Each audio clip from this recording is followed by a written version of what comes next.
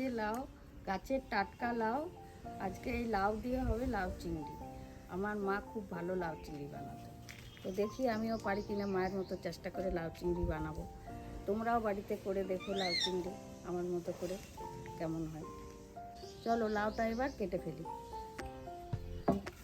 এই যে লাউ কাটছি।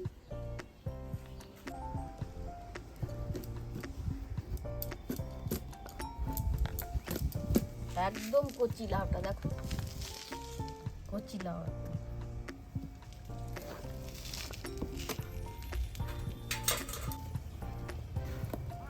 কিছু লাউটা একটাও পিছ হয়নি।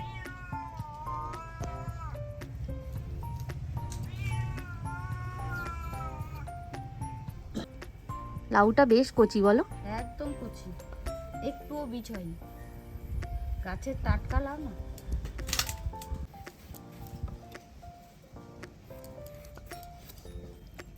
লাউটা এবার ধুয়ে নি ভালো করে। লাউটা না ভালো করে না ধুলে না, এমনি গোটাটা ধুয়ে নিয়েছিলাম, আবার ইয়েটাও ধুয়ে নিলাম।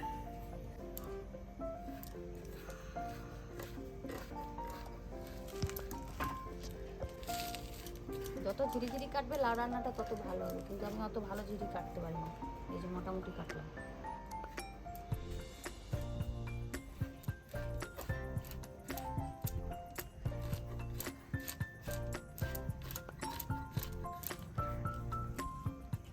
নুনটা জ্বালাই।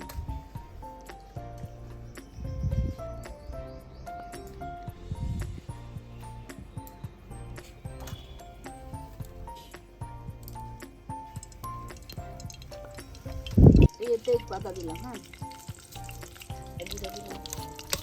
চিংড়ি মাছটা নুন হলুদ মাখাচ্ছে, হলুদ দিলাম।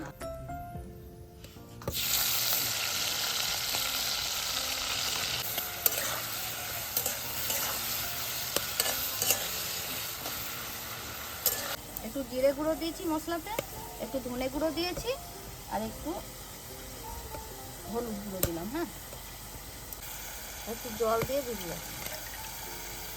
কাঁচা লঙ্কা ভেঙে ভেঙে দিচ্ছি।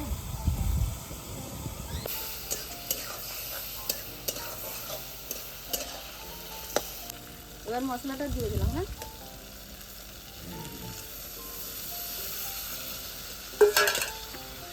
ভালো করে একটু কষিয়ে নিতে হবে।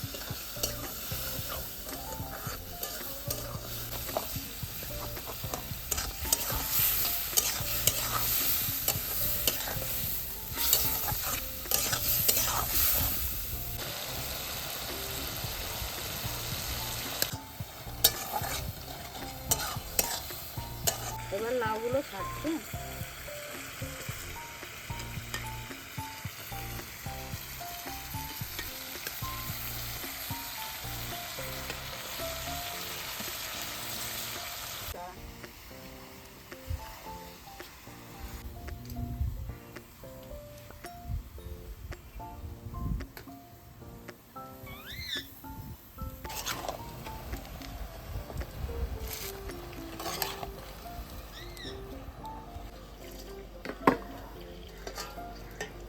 ভালো করে ধুয়ে পরিষ্কার করে ঢাকা দিব।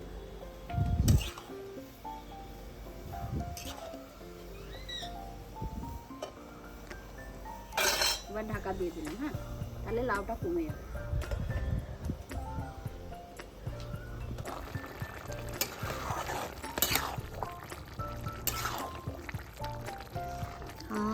ধনে পাতার গন্ধটাতেই কি ভালো লাগছে বলো?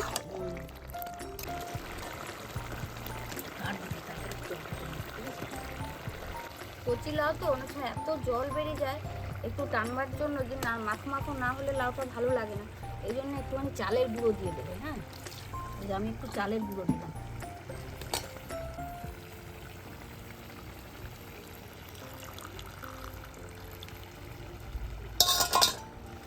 এটা দিলে এই যে মাখো মাখো হয়ে যাবে।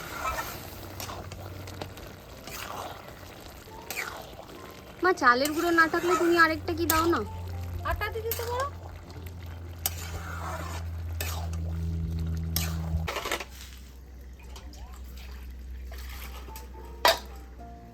আমার লাউ রান্না কমপ্লিট। হ্যাঁ, লাউ চিংড়ি।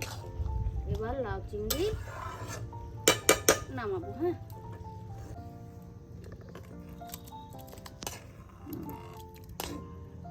হুম।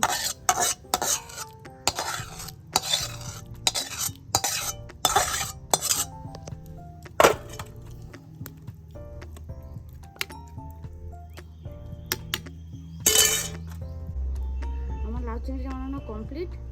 বানালাম এরকম করে, তোমরাও বাড়িতে এরকম করে বানিও। কেমন লাগলো তোমাদের আমাকে কমেন্ট করে জানাও।